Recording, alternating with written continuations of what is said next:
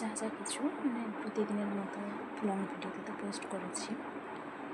বিষয়টা হচ্ছে যে ওই যে যা যা গিফট দিয়েছে তার মধ্যে আসলে কী কী ছিল, কী কী আমি নিজে বানিয়ে দিয়েছি, কী কী কিনে দিয়েছি, সম্পূর্ণ ডিটেলস কিন্তু আলাদা করে ভিডিও আমি করিনি, ছবিও তেমন তুলিনি। বানাচ্ছি অনেক দিন ধরে, মানে বলা চলে টোটাল 9 মাসের ব্যাপার। তার মধ্যে 9 মাস কি 8 মাস হবে, 2 মাস লেগেছে সবটা বানাতে, কিনতে। আর বাকি মাসগুলো ভাবনা চিন্তা করেছি, অনেক খুঁজে করেছি সবটা। কিন্তু এই প্রথমবার আমি না তো কোনো ভিডিও করেছি বা না তো কোনো ছবি তুলেছি। আর ছবি সেই রেডি করার সময় একদরও তুললেও পরে ডিলিট করে দিয়েছি। তো আমার কাছে সেভাবে কিছু নেই বললেই চলে। সত্যি বলতে কি জানো তো, আমি খুব কাছের বা খুব প্রিয় কেউ ছাড়া কোনো কিছু নিজের হাতে বানিয়ে আমি দিইনি আজ অবধি। হ্যাঁ, কিনে হয়তো দিয়েছি, কিন্তু হাতে বানানো কোনো কিছু দিইনি।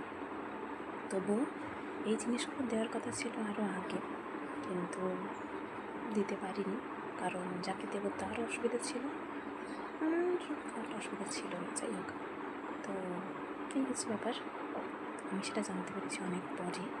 তার অসুবিধা ছিল, সে অসুস্থ ছিল। তো তার মাঝে আমি যেটা করেছি, আমার যতগুলো উপহার ছিল তার মধ্যে প্রায় বেশিরভাগগুলো কাগজের ছিল, কিন্তু সাদা কাগজ, রঙিন কাগজের ছিল।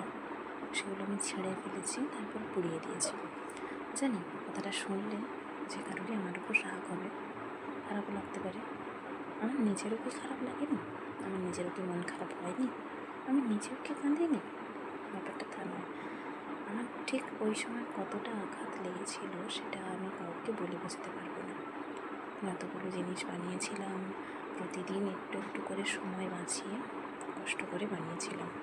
আমার প্রতিদিনের পড়ার চাপ আছে, ক্লাস আছে, বাড়িতেও বিভিন্ন সময় বিভিন্ন রকম অবস্থা হয়, কাজ হচ্ছে।